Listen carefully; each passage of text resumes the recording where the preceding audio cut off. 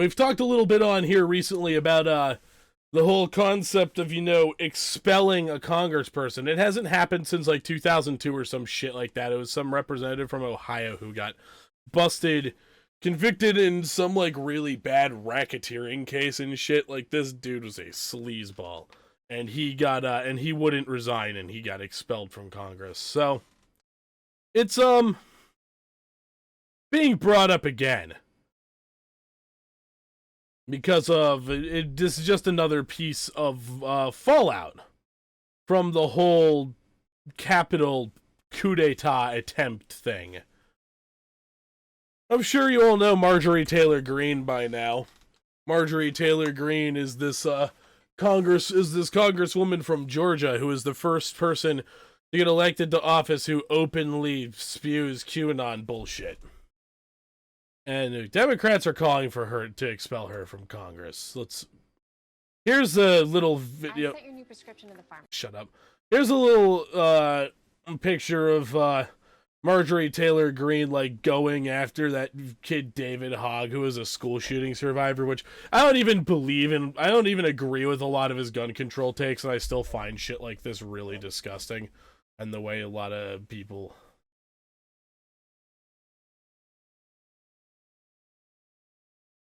Come on, hurry up. Don't care, don't care, don't care, don't care, don't care. Here we go. Listen, I'm a gun owner. I have a concealed carry permit. I carry a gun for protection for myself, and you are using your lobby and the money behind it and the kids to try to take away my Second Amendment rights.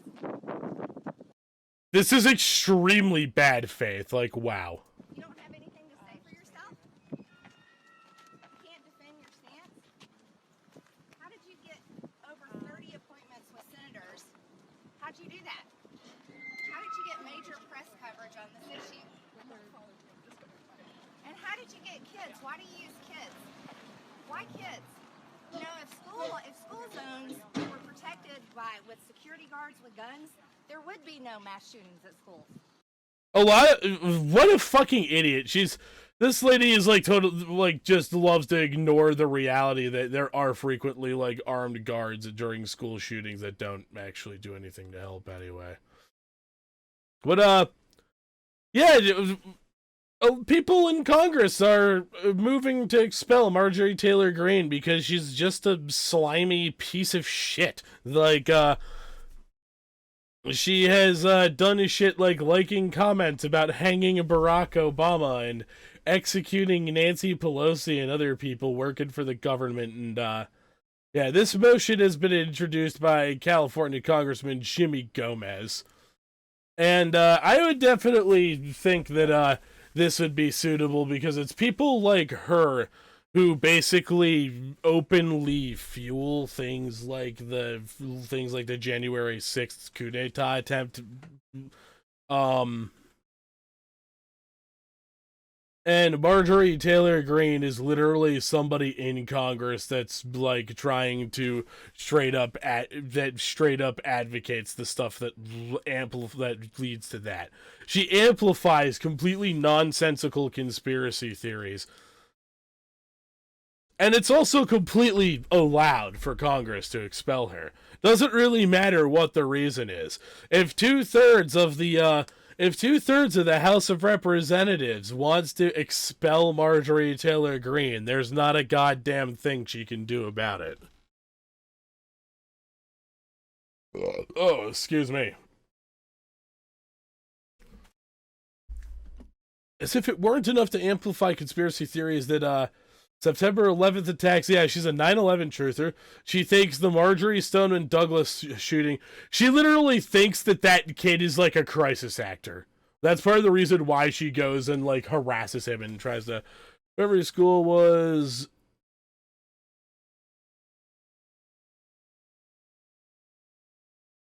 Yeah, I mean, we would have to, we already make schools prison enough, and we'd have to like make them... you make a great point. We'd have to literally make schools like even more like a fucking prison. Like, look at so many, like, suburban high schools in Pennsylvania and tell me the architecture of them does not just, like, remind you of the architecture of a lot of, like, more recent prisons. In fact, I'm pretty sure they frequently hire the same people because they're all like, security, security, oh my god, we gotta be so secure. They gotta literally design our schools like they're fucking prisons.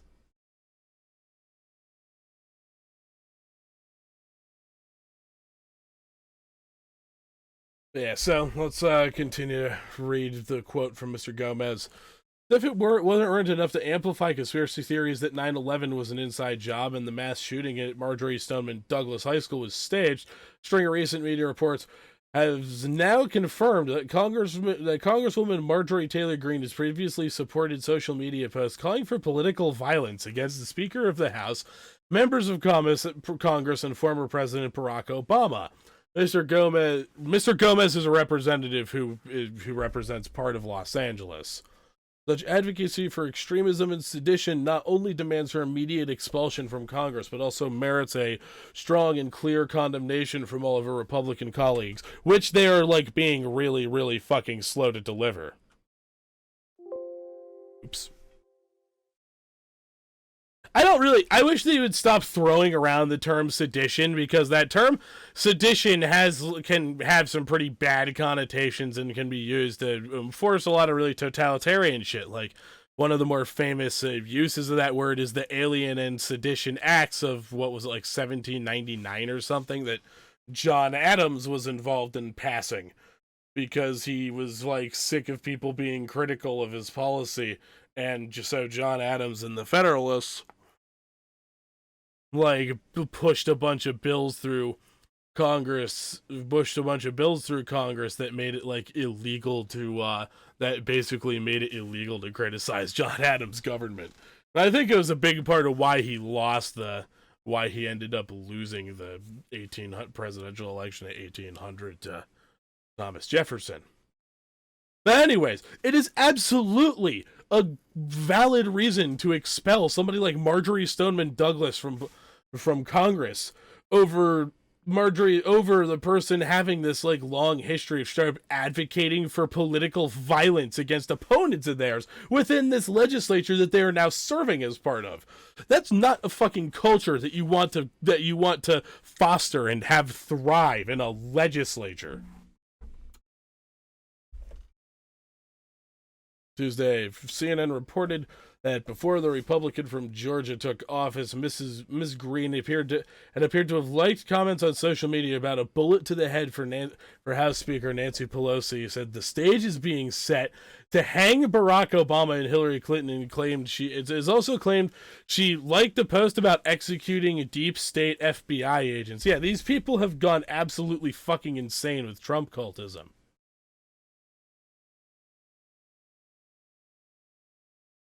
Yeah, of course Hillary Clinton is, like, fucking. Of course Hillary Clinton is gonna go out and say, like, that she should be on a watch list. Unfortunately, this is one of the scenarios where Hillary fucking Clinton is probably right about something. Because Jesus Christ, Marjorie Taylor Greene is absolutely out of her fucking mind. Fake news! CNN is writing yet another hit piece on me. Hasn't specifically over apologized for. Over the years, I've had teams of people manage my pages. Many posts have been liked. Many posts have been shared. Some did not represent my views. I will never back down to the enemy of the American people, and neither should you. What? I can't believe she is being, like, so flippant about. It's really absurd to believe that she is being so flippant about, like, about how she would deal with accusations that she has been. Yes, right, yes, Jeffy. Right-wing extremism is some, like, real fucking freaky shit these days. Like, I can't believe Marjorie Taylor Greene would be so casually dismissive over concerns that she was advocating for straight up political violence on her fucking Facebook posts against her fucking political opponents that she's going to be, like, serving in Congress with. One cannot blame Congress for wanting to expel somebody who openly states their desire to kill them.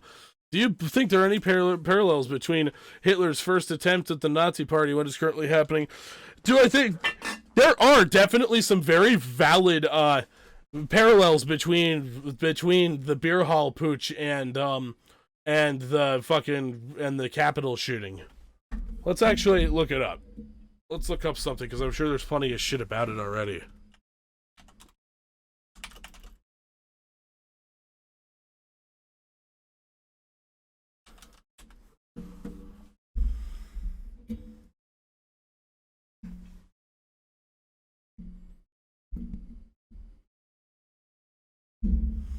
Yeah, exactly. That was the beer hall pooch. The Nazis attempted the beer hall pooch. They failed. Some, sympathetic judge was lenient on Hitler and sentenced him to only, 3 years of jail. He wrote Mein Kampf and then built the fucking movement when he got out.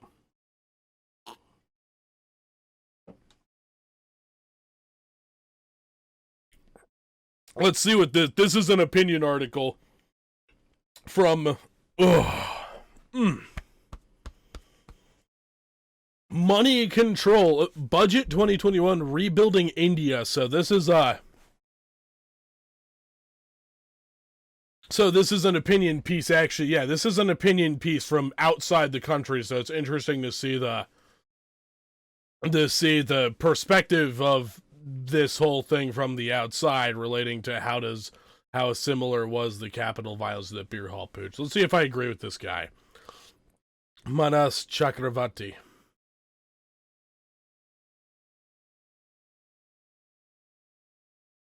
Yeah, he radicalized a lot of centrists, and then there were other centrists that were all weird. They were all red scared, and so they voted for voted National Socialist and shit. The U.S. is unfortunate that Donald Trump is such an incompetent bumbler, such a pompous windbag. Future authoritarian leaders may be far more ruthlessly efficient. So here's Manas Chakravarti's take on shit like the Capitol attack, how it relates to the beer hall pooch. We originally, for anybody who might just be joining, we originally got over here because we were talking about how Congress totally has the right to expel Marjorie Taylor Greene for the type of shit she pushes for and the animosity she expresses towards other congresspeople. If we are to try to keep something like the beer hall pooch or that Capitol attack happening again. Because Marjorie Taylor Greene and other people who use that kind of rhetoric definitely have a huge, and the rest of the Republican Party, for sitting there idly by and not condemning it, definitely have a huge part of the blame of the Capitol attack. The attack on the U.S. Capitol by a ragtag army of President Donald Trump's supporters has been called an attack on the American democracy and a failed coup d'etat attempt. On the other hand, it is being seen at the last gasp of a clown presidency. True, the storming of the Capitol had in it all the characteristics of the Trump presidency. It was chaotic and lacked any coherent plan. It is doubtful if the rioting rebel knew what they wanted to do. Expectations that occupying the Capitol would put an end to the electoral count were delusional, to say the least. That does not mean the threat is not real, or that this was merely any final act of a sordid presidency. Fuck off. Consider, by way of parallel, what happened in Munich in 1923, and what went down in history as the beer hall putsch. At that time, the German masses were seething from humiliation of the loss in the First World War. The middle classes had seen their savings completely evaporate because hyperinflation just literally made everybody broke. No matter how much money you had, all your money was fucking worthless. And the German government's decision to resume reparation payments to the Allies for the war was deeply resented by the populace.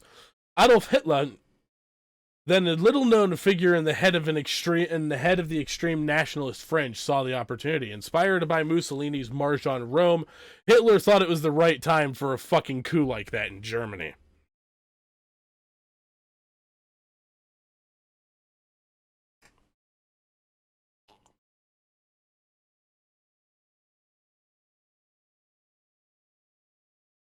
Hitler ordered his stormtroopers to surround the beer hall in München, where members of the Bavarian government were holding a meeting. And forcing his way into the meeting, Hitler fired a shot into the ceiling and jumped on a chair, yelling, "The National Revolution has broken out! The hall is surrounded by 600 men. Nobody's allowed to leave." Then announced that the Bavarian government had been deposed. The army units were marching in his support and declared the formation of a new government. Cannily, he had roped in General Ludendorff, a war hero, to support him.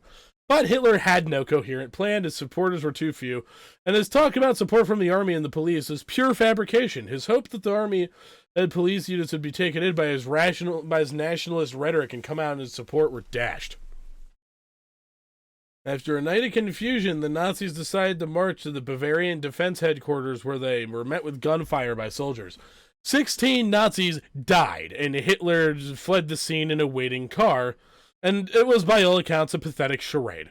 But we all know the sequel. 10 years later, in 1933, Hitler became Der Führer of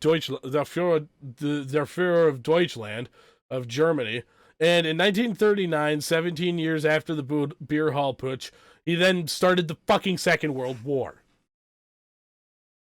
This is not to say that the March on the Capitol will necessarily have a similar denouement, but the U.S. media has been full of the deep divide in that country between Trumpists and the rest.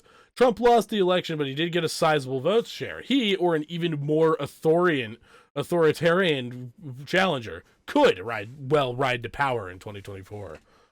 It is eerily similar to me. It's a thought I had a couple days back, and I couldn't stop dissecting it. Yeah, I've thought it was eerily similar for a while. Also, just general things in like the rise of Trump and whatnot. All this shit in terms of like the rise of Trump and whatnot. Hey, there are a lot of like parallels between the rise of Trumpism and the rise of Hitler that I think rightfully should worry people.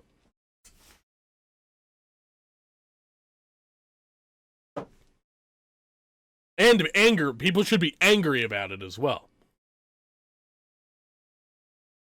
Many reasons have been cited for the ascendancy of Donald Trump. Globalization has led to, in Ross Perot's memorable words, a giant sucking sound as American jobs disappeared over the border to places like China and Vietnam.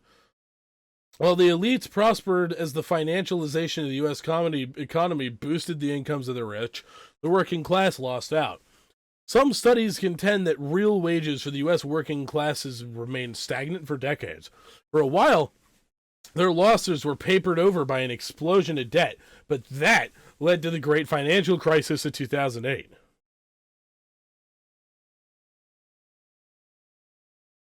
Yeah, exactly. And yeah, the sequel doesn't necessarily have to be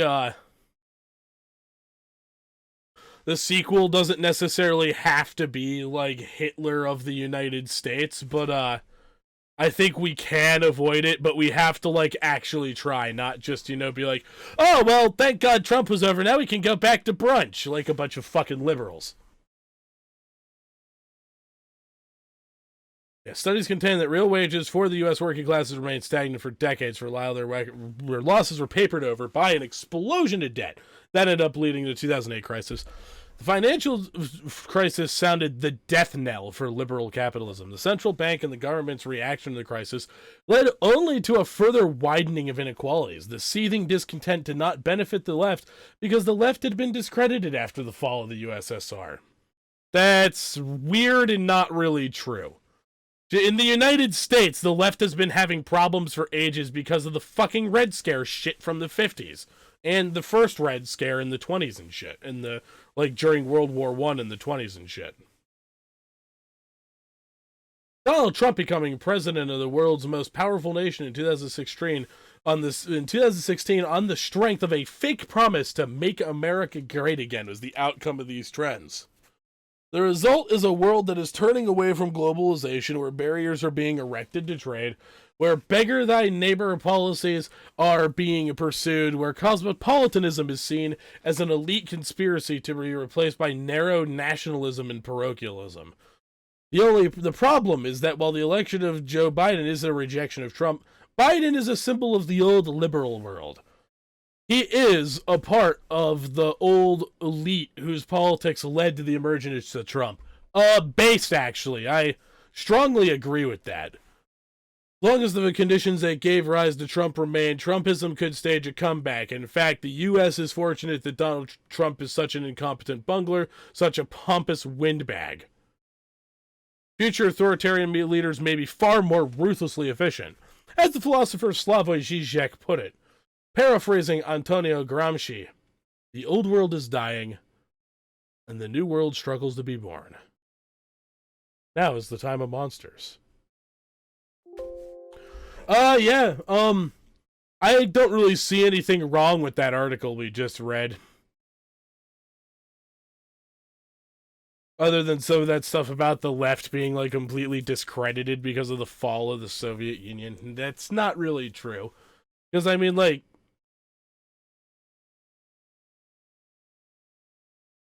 the far left has never really been a big thing in the United States anyway, unless you, like, considered the original incarnation of the Republican Party to be,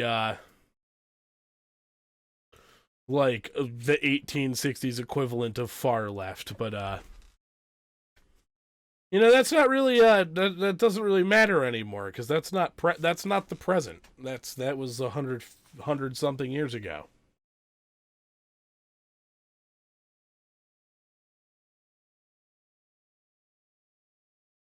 Yes, yeah, Jeffy, it was pretty fucking spot on. It was pretty fucking spot on. One way we can avoid a sequel to the story that just happened one way we can avoid something sort of like Hitler's little sequel to the beer hall pooch of becoming the dictator of Germany and starting World War II and, like, causing all that fucking destruction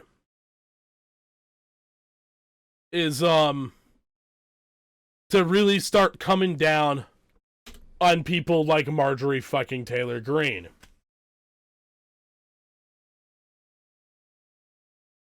Come down on these lunatics. Don't, like, give them leeway. Don't give them a respite. Do not take